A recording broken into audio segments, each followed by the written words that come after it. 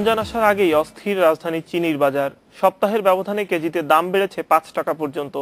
পর্যাপ্ত মজুত থাকার পরও মিল মালিকদের কারসাজিতে দাম বাড়ছে অভিযোগ করছেন পাইকাররা। চিনির বাজার স্বাভাবিক রাখতে এখনই সরকারি তদারকি বাড়ানোর আহ্বান জানিয়েছেন ব্যবসায়ীরা।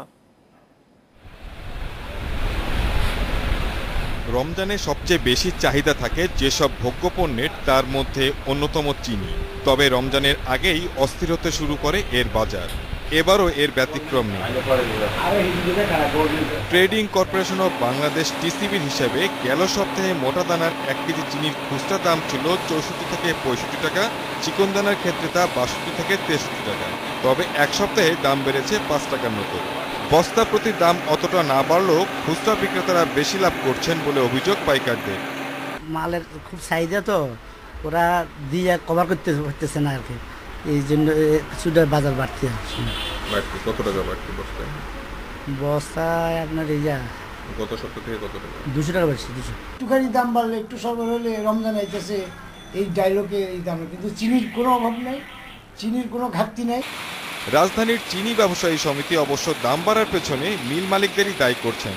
রমজানের আগে কারখানা সংস্কারের দোহাই দিয়ে অনেক মিলার উৎপাদন বন্ধ রেখেছেন বলে অভিযোগ সংগঠনটির। সরবরাহে ঘাটতির কারণে চিনির দাম বাড়ছে দাবি তাদের। তবে আমি যেটা জানি, মিলের নাকি কি ডিস্টার্ব হয়েছিল মালটা ডেলিভারি দেওয়ার জন্য, এই কারণে কিছুটা বাড়ছে। কয়েকদিন ছিল সিরিয়াল লাগছে, সিরিয়াল লাগালে ট্রাকের ভাড়া বাড়ে, ওই না সব মিলে কিছুটা বাড়ছে। বাজারে চিনি সরবরাহ কম থাকার বিষয়ে জানতে চাইলে মিল মালিকরা এর দায় চাপান পাইকারদের ওপর।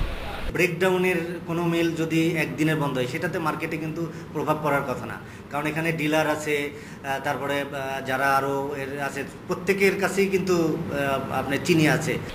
বাণিজ্য মন্ত্রণালয়ের হিসেবে দেশে বছরে চিনির চাহিদা 16 লাখ টন। প্রতি মাসে 1 লাখ টনের চাহিদা থাকলেও এই সময়টাতে তা বেড়ে যায় কয়েক গুণ। Shahid Ahmed, independent news, Dhaka.